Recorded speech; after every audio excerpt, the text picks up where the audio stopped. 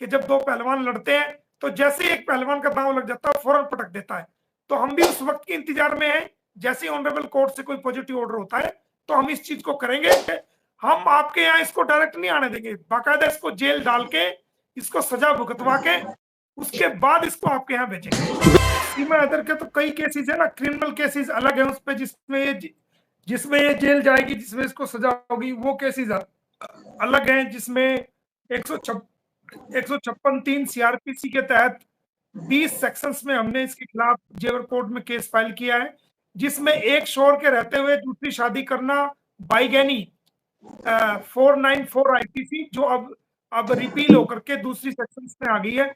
तो उसके बाद 420 जो गलत बयानी करके एफआईआर में पुलिस को गलत बयानी करके नाम पता गलत बताया गया, हस्बैंड का नाम बताया गया गुलाम हैदर, बाद में कहती है कि मैं सचिन मीना की वाइफ हूँ।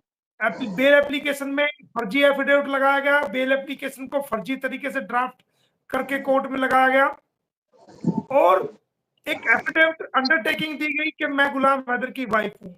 ऑर्डर में भी हुआ कि गुलाम हैदर की वाइफ हूँ। जैसे ही बेल मिल जाती है तो कहती है कि मैंने तो पशुपतिनाथ मंदिर में नेपाल में शादी की थी। तो ये एक तरह से 420 है, 420 है, फोर्जरी है, जालसाजी है, इसमें हमने सेक्शंस लगाई है। और एक शोहर के रहते हुए, एक पति के रहते हुए दूसरी शादी करना बिना तलाक लिए, वो बाइगैनी की डेफिनेशन में आता है। अभी latest judgement honourable Supreme Court से आया है कि वो बाइगैनी में जो लोग लिप्त पाए जाएंगे, शामिल पाए जाएंगे, दोनों जो मेल भी होगा फीमेल भी, उनको 6 इकट्ठे जेल नहीं रहेंगे। पहले 6 महीने वो जो शोहर बना है पहले वो जेल में रहेगा, जब वो 6 महीने के बाद बाहर आएगा तो फिर उसकी बीवी जेल में जाएगी, तो वो बाहर आएगा, फिर वो, ये लेटेस्ट जजमेंट आया है। बिल्कुल सही। इसमें हमने 30 धाराओं में वो केस लगाया हुआ है, वो चल रहा है। मानहानि के इस पे 3 केसेस लगे हुए हैं गौतम बुद्ध नगर कोर्ट में। वो चूंकि उसमें एविडेंस नहीं हो पाई थी, मैं नेपाल चला गया था और कई वीजा इश्यूज भी थे, तो जब तक वीजा इश्यूज क्लियर हो जाएंगे गुलाम हैदर आ जाएगा, उसकी गवाही कराएंगे, वो भी चला हुआ है। उसके अलावा पानीपत में भी हमने जो क्रिमिनल केस मेरे खिलाफ जो बकवासबाजी की थी, जो डिफेमेशन करने की कोशिश की थी, और पुराने दुश्मनों के साथ मिलकर के, तो मुझे फर्क नहीं पड़ता, इनको इनकी सबकी बांट मैंने लगा रखी है, और आने वाले टाइम में जिनको जेल की ऐसी हवा खिलाऊंगा कि ये याद रखेंगे। बिल्कुल, क्योंकि इंसान जब क्राइम करता है उसको एहसास नहीं होता, वो समझता है कि जो है ना मैं उस पर अटैक कर दूं, ये कर दूं, वो कर दूं, लेकिन जब बाद में कार्रवाई अच्छी तरीके से होती है ना तो वो पछताता है, वो उसको सब दिन याद आते हैं कि ऐसा ना करता तो ऐसा होता। तो वो सारी प्रोसीडिंग्स पेंडिंग है, उन पे गवाहियों पे लगा हुआ है। कल फरीदाबाद पोस्को कोर्ट में मैटर लगा हुआ था, लेकिन जो हमारे पुलिस डिपार्टमेंट के जो कि बच्चे बल्लभगढ़ हरियाणा से जो है रिकवरी हुए थे, फर्स्ट टाइम सीन जो आइडेंटिफाई हुए थे, वो जुरिडिक्शन जिसकी है वो बल्लभगढ़ फरीदाबाद की बनती है। देखिए फॉरेन एक्ट में ऐसा होता है कि आप तो वकील साहब सब कुछ समझते हैं, इस चीज को अच्छी तरह पढ़ा भी है आपने, जब भी अगर हमारे भारत का कोई नागरिक पाकिस्तान में कहीं भी पकड़ा जाएगा बिना वीजा के, बिना पासपोर्ट के, तो अगर वो लाहौर में पकड़ा जाएगा तो वो लाहौर की जुडिक्शन होगी और वहीं पर्चा दर्ज होगा। बिल्कुल सही। पहली बार जहां ये आइडेंटिफाई होगा कि ये बंदा पाकिस्तान का नहीं है, ये भारत का है, पहली बार जहां उसकी आइडेंटिटी को आइडेंटिफाई किया जाएगा, चाहे सिविल पब्लिक द्वारा, चाहे पुलिस द्वारा, या गवर्नमेंट एम्प्लॉय द्वारा, या किसी भी कंप्लेनेंट द्वारा, तो वो या किसी भी एजेंसीज द्वारा, तो उसी स्थान पर, उसी जगह पर उसकी जुडिक्शन मानी जाएगी। तो ये बच्चे और सीमा हैदर जो भारत में पहली बार आइडेंटिफाई हुए है, ये पाकिस्तानी बच्चे हैं, और ये पाकिस्तानी सीमा हैदर है, वो बल्लभगढ़ हरियाणा में हुए, और वो बल्लभगढ़ के 3 पुलिस स्टेशन लगते हैं, एसएचओ सदर, एसएचओ आदर्श नगर और एसएचओ सिटी बल्लभगढ़, 3 और 56 सेक्टर 56 या 54 कुछ ऐसा पुलिस स्टेशन है, 4 पुलिस स्टेशन लगते हैं। तो मैंने चारों एसएचओ को गवाही के लिए बुलाया है, चारों एसएचओ कोर्ट में आके गवाही देंगे। उन मुंशीज को भी बुलाया गया है जो हेड मोरर होते हैं, जो हेड मोरर का काम देखते हैं, जो कंप्लेन, जो थाने के जो हेड कांस्टेबल, जो किसी भी रिकॉर्ड को मेंटेन करते हैं, जो कंप्लेंट आती है, उनको भी मैंने बुलाया है।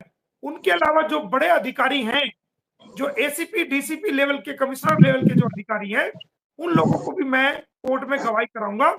लेकिन अभी ये सारा का सारा अमला, हमारे यहाँ एक धार्मिक यात्रा होती है हिंदू भाइयों की, वो हरिद्वार से पवित्र जल लेकर के अपने अपने गंतव्य की तरफ जाते हैं और पैदल यात्रा करते हैं। तो उनके लिए लॉ एंड ऑर्डर ड्यूटी को मेंटेन करने के लिए साल में एक बार ये यात्रा आती है। सभी पुलिस वाले बिजी थे, इसकी वजह से वो गवाही नहीं हो सकी। तो बीच में मैं एप्लीकेशन लगाऊंगा अर्ली हियरिंग की, उसकी छोटी डेट करा करके, और मैं ये गवाही कराऊंगा और इसको जेल भेजने का काम करूंगा। बिल्कुल सही बात है सर, बहुत जबरदस्त तरीके से आपने एक्सप्लेन किया। मैं सर अगर पाकिस्तान की बात करूं तो पाकिस्तान में अभी आपने बताया कि एक मुल्जिम ने दूसरे मुल्जिम का एफिडेविट दिया, तो पाकिस्तान में तो ये होता है कि एक कंप्यूटराइज सिस्टम होता है। सबसे पहले आप अपना आधार कार्ड लेकर जाते हैं, वो कंप्यूटर पे चेक करता है और उस पर पता चल जाता है कि इसने कितने केसेस में पहले बेल दी हुई है, वो रिकॉर्ड आ जाता है। एक बंदा 3 से ज्यादा बेल नहीं दे सकता, और वो जज साहब खुद चेक करते हैं, उसका आईडी कार्ड और जामिन को खुद एग्जामिन करते हैं। क्या ये कैसे इन्होंने अपना एफिडेविट दे दिया? क्या कोर्ट ने देखा नहीं कि ये बंदा उसी केस में मुल्जिम है? और ये फिर बेल की क्या हैसियत होगी इसकी? ये तो फिर दोनों की बेल भी कैंसिल होगी इस तरह से, तो ये तो मुजरिम बन गए दोनों ही। जी, एक नए मुकदमे के 400 बीसी के, जिस तरह आपने बताया। जी जी, देखिए, पहले यहाँ भी भारत में भी और मेरे ख्याल से पाकिस्तान में भी, क्योंकि लॉ तो वही है, सेम वही 1860 का, वही सारा इंडियन एविडेंस एक्ट, सीआरपीसी और आईपीसी। हमारे यहाँ आईपीसी है, आपके यहाँ पाकिस्तान पेनल कोड है। हाँ, और पीपीसी वही हमारे कॉन्स्टिट्यूशन ऑफ इंडिया है, आपके यहाँ कॉन्स्टिट्यूशन ऑफ पाकिस्तान है।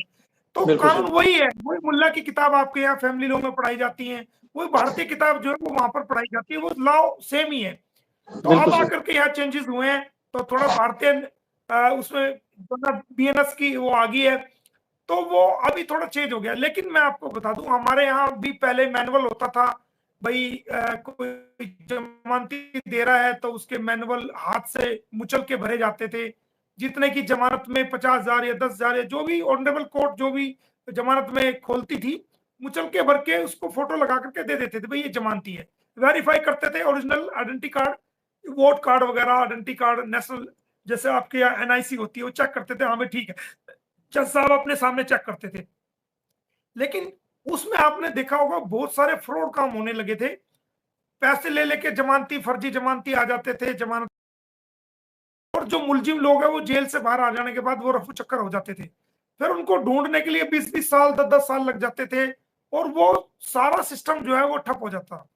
लेकिन जब से ये जो न्यायिक प्रोसीडिंग में जो कंप्यूटर आया है और ऑनलाइन सिस्टम बढ़ा है, हमारे यहाँ भी आपके यहाँ भी, तो बाकायदा पहले मैनुअल, फिर उसके बाद मैनुअल रजिस्टर बनने लगे, जो जमानत लेने लगा उसके फोटो लगाने लगे ताकि ये पहचाना जा सके इसने पहले जमानत तो नहीं ली है। और अब वो रजिस्टर भी ऑनलाइन सिस्टम हो गया है। अगर कहीं भी किसी भी जगह पर कोई एक व्यक्ति एक से ज्यादा जमानत लेता है तो ऑनलाइन उसका एनआईसी नंबर भरा जाता है, वो तुरंत सामने आ जाता है। तो कोर्ट उसकी जमानत नहीं लेता, वो उसको रिजेक्ट कर देता है, भाई हम आपकी जमानत नहीं मानेंगे, आप फर्ज जमानती लेके आओ। आपके यहाँ 3 ले सकते हैं, हमारे यहाँ सिर्फ एक व्यक्ति एक प्रॉपर्टी पे, अगर प्रॉपर्टी 3-4 है उसके पास, तो वो अलग अलग प्रॉपर्टी देता है तो उसकी जमानत मान लेते हैं, क्योंकि उसने प्रॉपर्टी शॉर्टी के रूप में अलग अलग दी है। लेकिन अगर एक जमानती एक ही प्रॉपर्टी को 2 या 3 लोगों को देता है तो हमारे यहाँ एक्सेप्ट नहीं होता। इसी प्रकार जो मुलजिम है, जो भी मुलजिम है, एक एफआईआर में मान लो 3 मुलजिम है, तो और तीनों बेल पे आए, एक पहले आ गया, 2 बाद में आ गया, तो कभी भी एक ही एफआईआर में अगर 2 या 3 मुलजिम है और एक मुलजिम पहले आ गया और 2 अंदर है, तो जो बाहर आ गया वो कभी भी उस दूसरे मुलजिम का एफिडेविट, स्पॉटिंग जो एफिडेविट है बिल एप्लीकेशन का, वो नहीं दे सकता, और जो बेल बॉन्ड का स्पॉटिंग एफिडेविट है वो नहीं दे सकता। लेकिन इस मामले में आपने देखा होगा, सीमा हैदर वाले मामले में जो स्पॉटिंग एफिडेविट लगा हुआ है वो नेत्रपाल का लगा हुआ है। या तो उस वक्त क्योंकि मीडिया ट्रायल था और बहुत ज्यादा ये हाईलाइटेड केस था, या तो जल्दबाजी में उनके स्टाफ, जो कोर्ट का स्टाफ है, वो चेक नहीं कर पाया।